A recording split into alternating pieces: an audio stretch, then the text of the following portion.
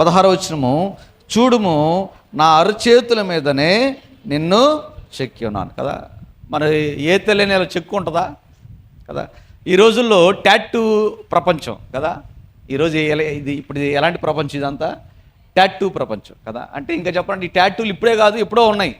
కాకపోతే ఆ రోజులు ఏమనేవాళ్ళు, ఏదో పేరు ఉండేది ఆ రోజు, పచ్చబొట్టు అనేవాళ్ళు కదా. పచ్చబొట్లలో కాలం, పచ్చబొట్ల కాలం అయిపోయింది. ఇప్పుడు దాన్ని ఇంకో రకం పిలుస్తున్నారు, ఏమంటున్నారు? టాటూస్ అంటారు. ఏం వేసుకుంటారు టాటూలు? భుజం మీద, చేతుల మీద, బొగ్గల మీద, తల మీద, ఇంక ఎక్కడెక్కడో వేయించుకుంటారు, ఎవరికి తెలియదు కదా. వాళ్ళకి నచ్చిన సినిమా హీరోలు బొమ్మలు వేయించుకుంటారు కదా. అలాగే ప్రేమించిన వాళ్ళేమో గుండె మీద రాయించుకుంటారు, వాడేమో వదిలేసి వెళ్ళిపోతాడు కదా. ఈమె జీవితాంతం ఏం చేయాలి?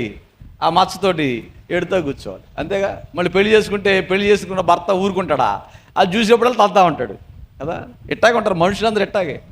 సో దేవుని బిడ్డలారా, అందుకనే మనకు నచ్చిన వాళ్ళ పేర్లు మనము ముద్రేసుకుంటున్నాము. కానీ దేవుడు ఏం చేస్తున్నాడంట? మనల్ని తన అరిచేతుల్లో చెక్కుకుంటున్నాడంట. అంటే ఈ ముద్రలైన ఏం చేయొచ్చు?